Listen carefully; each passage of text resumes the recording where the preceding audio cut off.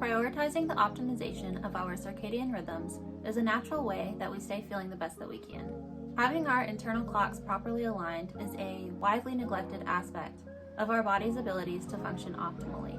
Metabolism, our hormonal cycles, our sleep, rest and recovery, detoxification, and reduction in inflammation, all of these are processes that our body needs to go through on a daily basis, and these processes are dictated by our circadian rhythms. The wrong circadian signals can disrupt these necessary and natural functions, resulting in cascading negative health consequences and hormonal imbalances that may cause things like irregular appetite, irregular menstrual cycles, weight gain, depression and anxiety, and chronic fatigue. This video will be a breakdown of some of the habits that we implement in order to keep our circadian rhythm regulated. Because we've already put in the work of regulating our circadian rhythms, we wake up naturally around dawn. Before I knew the importance of maintaining our biological clock, I used to not be a morning person, often sleeping in until the afternoon. Once you start trying to wake earlier, it takes surprisingly little time for your body to adjust, and you'll find yourself rising in the mornings with no problem. The optimal time to wake up is around dawn, before the sun fully rises. If you're a late sleeper like I was, set an alarm to help you out the first few days. Soon enough, your body won't need the alarm anymore. And of course, part of being able to wake up at an appropriate hour requires going to bed on time and getting enough quality sleep. There are several measures we take throughout the day to help ensure that we won't have difficulty falling asleep and staying asleep. This is why circadian rhythms are so important to regulate, because they are what signal our hormones like cortisol and melatonin to release at specific times. So many people struggle with their sleep because their cortisol is too high and they aren't releasing melatonin at an hour that will allow them to get a proper night's sleep. Getting morning light in the eyes and avoiding any artificial lights is the first step in setting our circadian rhythm for the day. Another problem with conventional lighting is the flicker rate. Here, I filmed some conventional light bulbs in slow motion so that you can see how they flicker.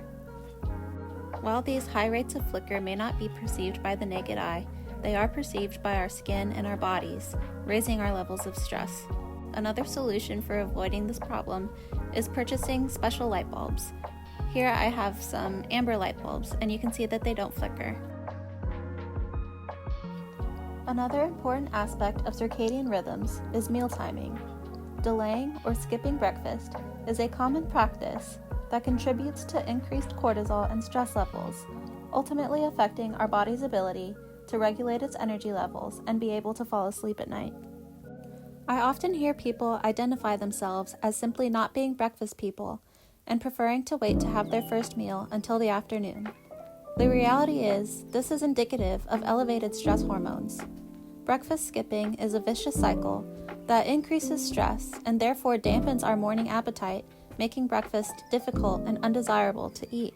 And again, just like with being able to wake early, while it may not be coming naturally at first, the body wants to be on track and will respond quickly to working on training your appetite. In addition to skipping breakfast in the morning, another common practice is having coffee first thing in the morning on an empty stomach. This is another surefire way to experience an unnatural spike in your stress hormones. So we always wait until we have our protein-rich breakfast before having our morning coffee.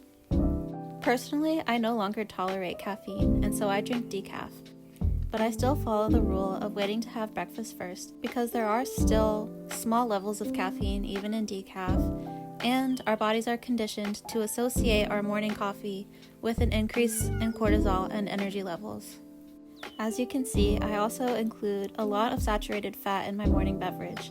Saturated fat lowers cortisol, and including heavy cream and butter in my coffee helps to prevent me from getting any kind of jitters. It's also really delicious, and I highly recommend trying this coffee recipe. It's just heavy cream, maple syrup, and a pat of butter. And with that, our morning routine to set our circadian rhythms for the day is done, and we're ready to go about the rest of our day with balanced energy and appetite.